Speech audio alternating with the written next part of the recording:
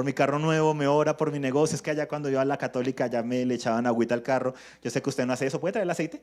Sí, me ora por el carro, me ora por la casa, me ora por mi papá, me ora por mi mamá, me ora por mis hijos, me ora por esto. Sí, pastor, usted venga que usted tiene palabra, usted es el que tiene ahí con la autoridad, puede ir al funeral, puede ir a visitar en la clínica, puede hacer esto. Y el pastor empieza a ser el que hace todo.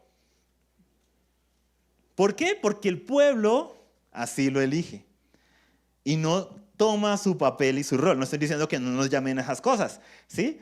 Pero que oigan, ¿sí? Tomemos también la posición de poder, autoridad y gobierno que el Señor nos ha entregado.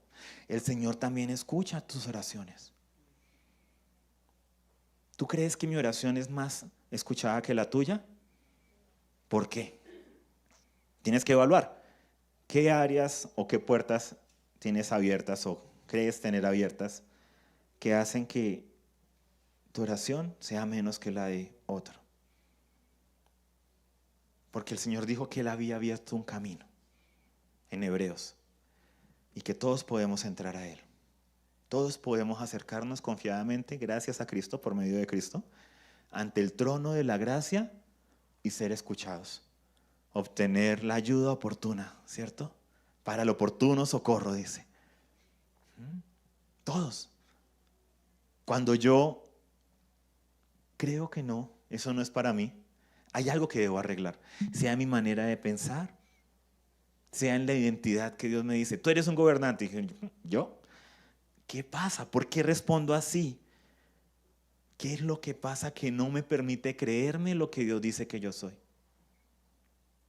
Creo más en mí mismo, creo más en lo que otros me dicen que en lo que Dios dice. O sea, tengo más fe para lo malo, como lo decíamos. Tengo más fe de que no puedo, que todo lo puedo en Cristo que me fortalece. Y eso es un antidiseño.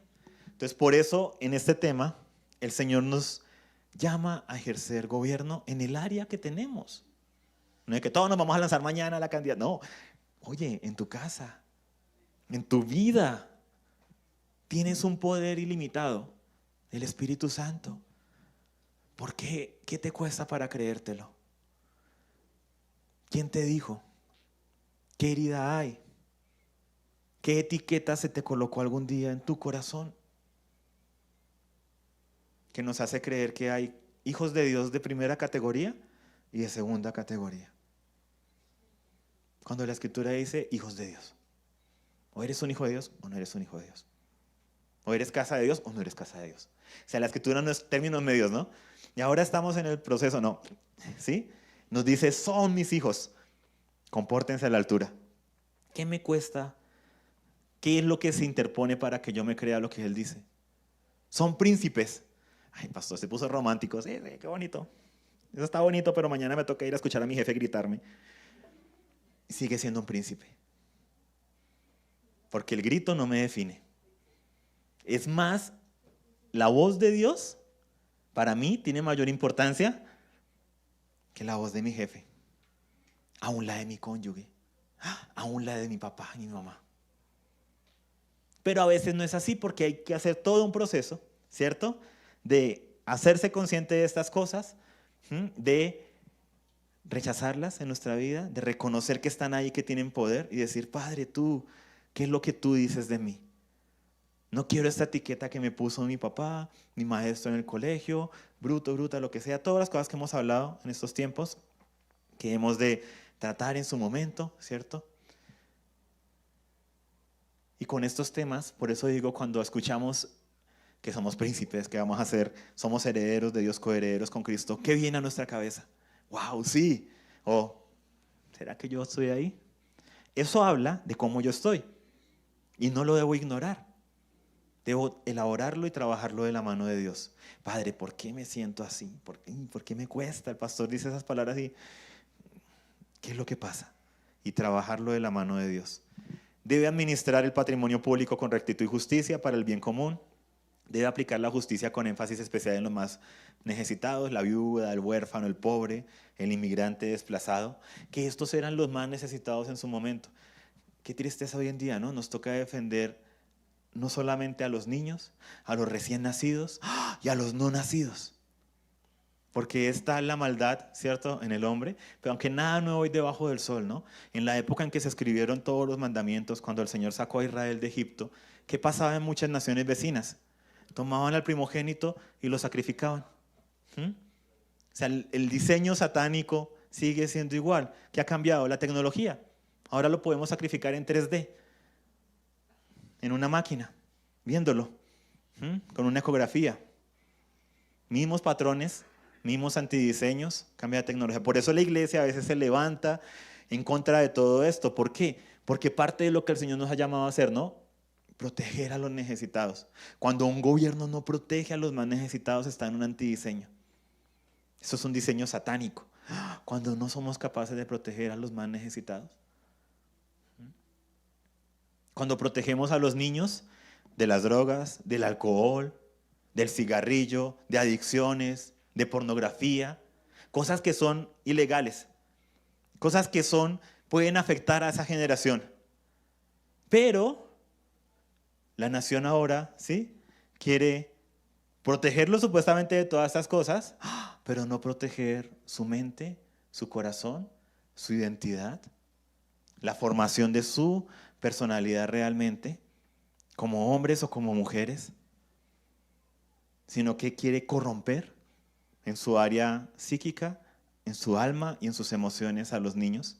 Ahí por eso la iglesia también se levanta y dice, espérense, ¿cómo así? O sea, el gobierno debería proteger a los necesitados, no abrir puertas para que sean vulnerados.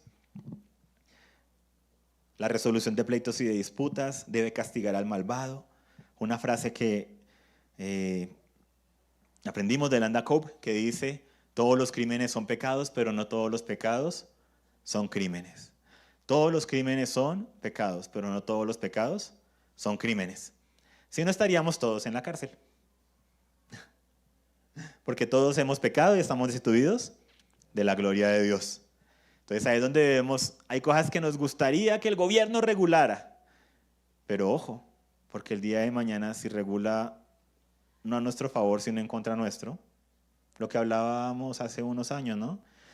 No nos alegremos mucho a veces del poder que puede tener el SMAT, porque el día que a nosotros nos toque protestar por nuestros hijos, por nuestras hijas y demás, y seamos los que estemos recibiendo en el otro lado y siendo abusados, no lo vamos a querer. Entonces a veces nosotros mismos cedemos terreno, cosas que luego el gobierno utiliza para pisotear los derechos de la siguiente generación. Y debe tener mecanismos de apelación a una autoridad mayor. ¿Cómo debe ser un gobernante?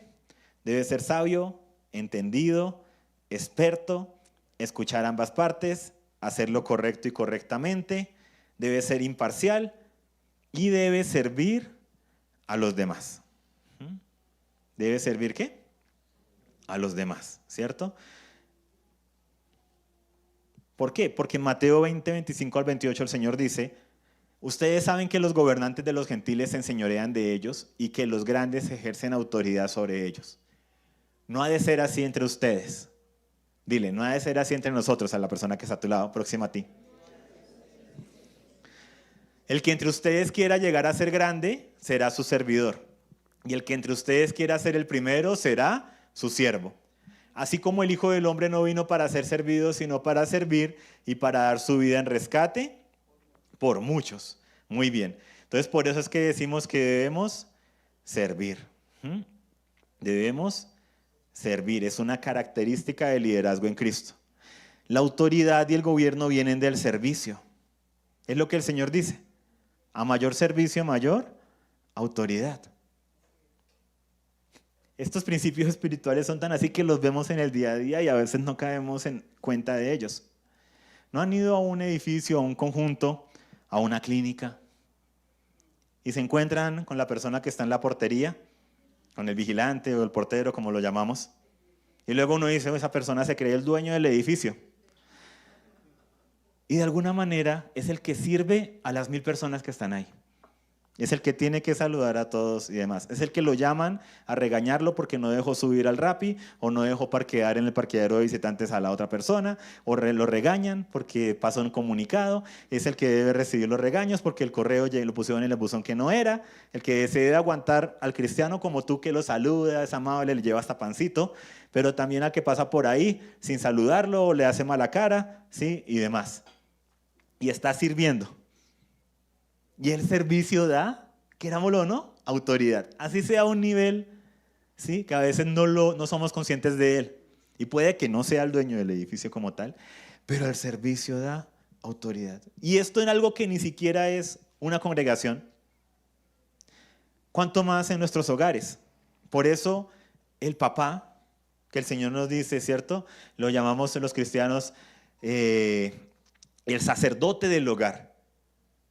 Debe ser el primer y el mayor servidor del hogar. Debe servir a su cónyuge primero y servir a sus hijos. Esa es en Cristo. Por eso dice en Efesios, esposos, amen a sus esposas como Cristo amó la iglesia y se dio a sí mismo por ella. Como Cristo amó a su iglesia, ¿y qué hizo? Se dio, se entregó a sí mismo, se sacrificó por ella. ¿Cuál es el antidiseño latino? Llega el esposo, ¿cierto? Se pone a ver partido, hoy en día se pone a jugar en el celular y los dos trabajan, pero la esposa como llega y como él es el sacerdote del hogar, ¿sí? O su señoría, el pequeño tirano, ¿sí? El del hogar, la esposa llega también de trabajar con el mismo cansancio, pero a continuar las labores. Porque fue lo que vimos en nuestros abuelos, en nuestras abuelas, Llegamos a Cristo y sacamos versículos, ¿no? Ay, el sacerdote del hogar, ahí sí, ¿no? Pero cuando leemos, sacrifícate por tu esposa, ay, esto debe ser una aplicación espiritual.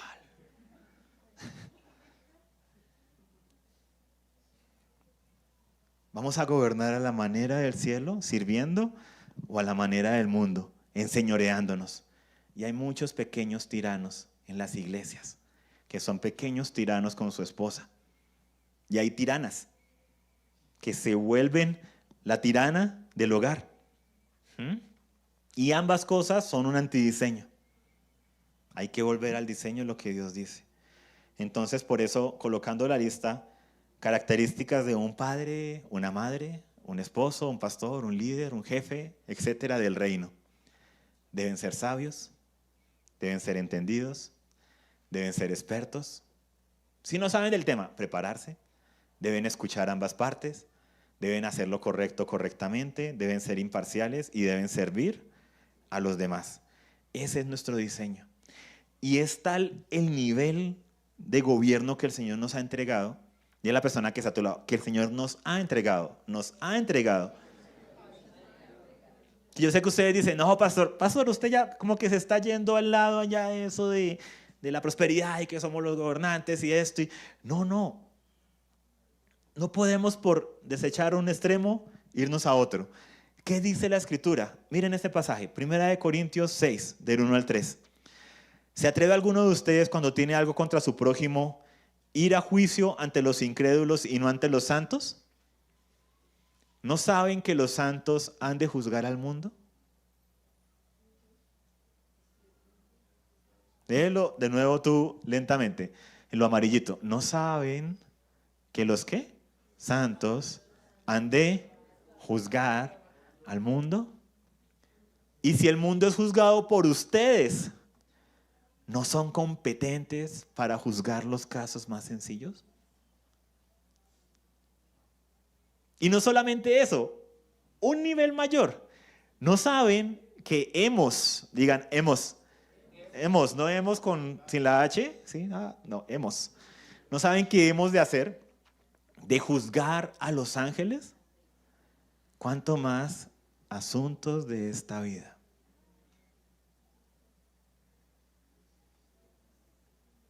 O sea, aquí donde usted me ve, piensa en la persona que está a tu lado, usted no sabe quién soy yo. Voy a juzgar al mundo. No voy a ser competente para juzgar en mi casa, para ejercer gobierno, autoridad y un buen juicio en las cosas cotidianas de mi hogar. en mi congregación, en mi vecindario, en mi comunidad, en mi nación? O sea, si un día voy a juzgar el mundo, no soy competente, soy un incompetente, o voy a creer lo que el Señor dice que soy. Y no solamente eso, no es que yo no tengo la autoridad que tiene el pastor o el líder. Un momento, porque aquí dice que tú y yo hemos de juzgar a los ángeles que no respetaron su posición, los ángeles caídos, que tanto les tenemos temor y pánico. ¿Cómo? Y un día los hemos, como iglesia, ¿de qué? De juzgar. Y dice, si a ustedes se les ha dado tal poder, tal sabiduría por medio del Espíritu Santo, para llegar a hacer un juicio sobre el mundo, para juzgar ángeles, seres que están por encima de, no van a poder ejercer ese poder, esa autoridad y ese gobierno para los asuntos de su casa, con sus hijos, con su cónyuge, con su congregación, en el ministerio, en el servicio de su comunidad. Entonces ahí es donde vemos que el Señor nos empodera y nos llama a una posición de autoridad y gobierno, pero nosotros no la creemos en muchas ocasiones. No la creemos. Vamos a dejar a un lado nuestras notas, por favor. Vamos a tomarnos un par de minutos para orar. Voy a pedirle, no sé si a Alejito o a alguno de la alabanza que me acompañe, por favor. A los que están, les dije que guardaran las notas. Entonces ahorita lo anotan. Salmo 72, para leerlo, habla de el gobernante. La primera capa, Cristo, pero como príncipes y princesas, lo que nos corresponde. Pero hay una parte que me tocó mucho, que es este pasaje. Dice Salmo 72, 6 y 7. Descienda el rey como la lluvia sobre la hierba cortada, como aguaceros que riegan la tierra. Florezca la justicia en sus días y abundancia de paz hasta que no haya luna. Y pensaba en este papá, el que les conté, el papá del que toda la familia se esconde. Y veía ahí un antidiseño. Pero pensaba en mí, ¿no? ¿Cómo es mi diseño? En Cristo. Que cuando nosotros lleguemos a un lugar, llámese nuestro hogar, nuestra casa, con nuestros familiares, nuestra congregación, nuestro lugar de trabajo, cuando yo llego a ese lugar, ¿cómo cambia la atmósfera? Uy, llegó el amargado. Uy, ahora cómo nos irá a tratar. Uy, ahora nos va a gritar. Ahora, uy, escóndanse. O se siente como la lluvia sobre la hierba cortada. Como un aguacero que riega la tierra para que produzca fruto. Se siente la justicia. Hay abundancia de paz. O mi cónyuge piensa, ay, ahora ¿por qué iremos a pelear?